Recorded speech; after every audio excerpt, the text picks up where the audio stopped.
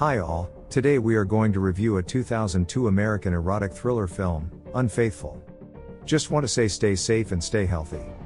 Connie Sumner, a beautiful middle-aged woman, who lives in Westchester County, with her husband, Edward Sumner, and with her 8-year-old son, Charlie. Their marriage is loving but a little monotonous and lacking in passion. While shopping, because of trying to save herself from the storm, Connie runs into stranger, Paul Martell, and scrapes her knees, accepting Paul's offer to treat her injuries at his Soho apartment. When they went inside Paul's apartment, Connie got to know that Paul is a book stealer. Uncomfortable with his advances, she leaves with a book given by Paul. She discussed with her husband about the recent events happened with her today and that she met a gentleman who helped her. They lack the passion in their married life. Next day, after her husband leaves, she finds Paul's phone number inside the book he gave her. Connie calls him from the phone booth of the train station to thank him for the help. Paul invites her over to his apartment, for which she agrees. Paul offers her a cup of coffee and again tries to flirt with her, but she leaves despite their mutual attraction and visits her husband at his office. Thinking about Paul and having a little attraction towards him, she visits him again, and they share a dance. Connie soon leaves for home. When she returns to retrieve her coat, Paul literally sweeps her off her feet, carries her off to his bedroom and starts seducing her. Paul asks her to hit him and they have wild, passionate sex. Both thrilled and guilty, Connie uses her work as an excuse to continue visiting Paul. She continues to visit Paul again and again and have sex with him. One time, when she is with Paul in a restaurant, Edward's employee saw them smiling and kissing each other.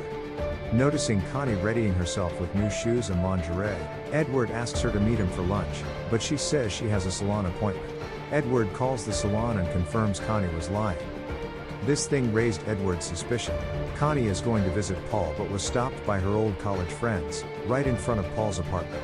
They invite her for lunch, and she calls Paul over to the restaurant and end up having sex with him in the restaurant.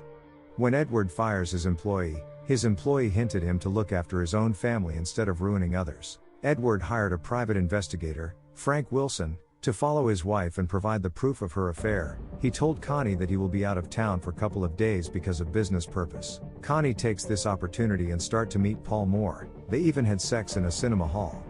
The private investigator capture their pictures, as Connie's visits become more frequent. She is late to pick up Charlie from school and realizes she can no longer carry on the affair. She decides to end things in person and the following day she does some errands. Edward is devastated when a private investigator provides pictures of Connie and Paul together. As Connie completes her grocery shopping errand, she drives to Paul's home to break things off in person, but notices him running off to the library with another woman. She jumps out of her car and runs to the library to confront Paul and the other woman. As she is in the elevator alone with Paul, she asks him how many women is he seeing, but Paul avoids answering the question and tells Connie that the other woman is just a friend and nothing more. She then tells Paul that she doesn't want to see him anymore and mentions their affair is over. She also calls Paul a liar and tells him that she hates him. However, as she angrily storms out of Paul's apartment, he manages to chase after Connie, pushes her against the wall, and begins to seduce her. As Connie tries to resist Paul's sexual advances, she eventually gives in to him and they have sex in the hallway of his apartment. She leaves, narrowly missing Edward, who has arrived to confront Paul.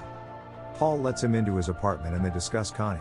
Edward is stunned to find a snow globe he had given her in the past, which Paul explains she had gifted to him. Edward snaps and fractures Paul's skull with the snow globe, killing him instantly. Cleaning up the evidence, Edward overhears a crying Connie leave a message for Paul, mentioning that she has had enough of the lying and hurting her family and that she is sorry but has to end the affair for good. He erases the message and later dumps Paul's body in a landfill, but is plagued by flashbacks to the murder. NYPD detectives arrive at the Sumner home, explaining that Paul's estranged wife has reported him missing.